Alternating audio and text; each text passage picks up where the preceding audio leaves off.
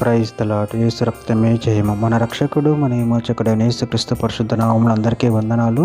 చిన్న ప్రార్థన ద్వారా రాత్రికాల వాక్యదానం చేసుకుందాము. పరిశుద్ధుడ మహాగణుడు అయిన దేవ యేసయ్య, సర్వాధికారి నాయన, మీకు వేలది వందనములు కృతజ్ఞత స్తుతి స్తోత్రం చెల్లించుకుంటున్నాను దేవ రాత్రికాల సమయంలో ప్రభు వాక్య భాగం దానిస్తుండగా వాక్య భాగం మాకు అర్థమవుట్లు సహాయం చేసి మీ కృపలో బలపరిచి మీకు మాదిరిగా మమ్మల్ని నడిపించమని చిన్న ప్రార్థన యేసుక్రీస్తు పరిశుద్ధ నామములో అడిగి వేడుకుంటున్నాను తండ్రి. Amen amen. ఫిలిప్పీయులకు రాసిన పత్రిక 1వ అధ్యాయం 18వ వచనము. ఆయననేమి మిష చేతనే గాని సత్యం చేతనే గాని ఏ విధము చేతనైనను క్రీస్తు ప్రకటించబడుచున్నాడు. అందుకు నేను సంతోషించుచున్నాను, ఇక ముందును సంతోషింతును. ఆమె దేవుడి వాక్య భాగం దీవించును గాక.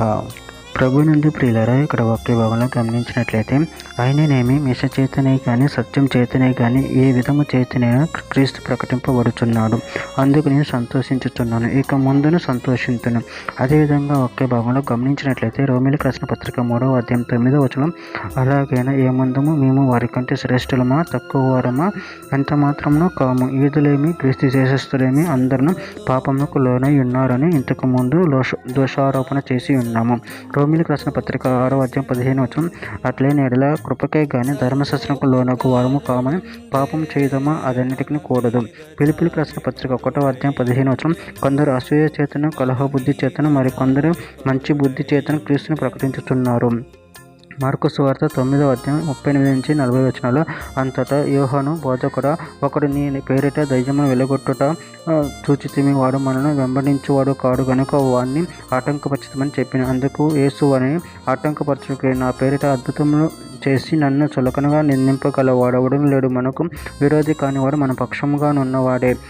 కొరింథీయులకు రాసిన మొదటి పత్రిక 15వ అధ్యాయం 11వ వచనం, నేనేనేమి వారనేమి అలాగనే మేము ప్రకటించుచున్నాము, అలాగనే మీరును విశ్వసించితిరి. యోహాను రాసిన 2వ పత్రిక 1వ అధ్యాయం 9వ వచనం, క్రీస్తు బోధ యందు నిలిచి ఉండక దానిని విడిచి ముందుకు సాగు ప్రతి వాడున దేవుని అంగీకరింపని వాడు, ఆ బోధ యందు నిలిచి ఉండేవాడు తండ్రిని కుమారుని అంగీకరించువాడు. కొరింథీయులకు రాసిన మొదటి పత్రిక 13వ అధ్యాయం 6వ వచనం, దుర్నీతి విషయమే సంతోషపడక సత్యమునందు సంతోషించును.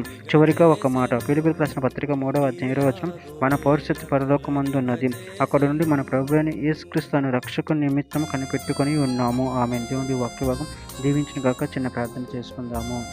పరిశుద్ధుడ మహాగణుడు అనే దేవేశయ్య, నాయన మీరు ఇచ్చిన వాక్యదాన్ని బట్టి ప్రభు కృతం చెల్లించుకుంటూ మీ ప్రేమ కృపలో ప్రభు మమ్మల్ని నిరంతరం కాచి కాపాడి నిన్ను మహింపరిచి నేను కనపరచు రెండు శక్తిని బలాన్ని మాకు అనుగ్రహించి మీ కృపలో బలపరిచి స్థిరపరచమని చిన్న ప్రార్థన ప్రభు యేసుక్రీస్తు పరిశుద్ధ నామములో అడిగి వేడుకుంటున్నాను తండ్రి. Amen amen.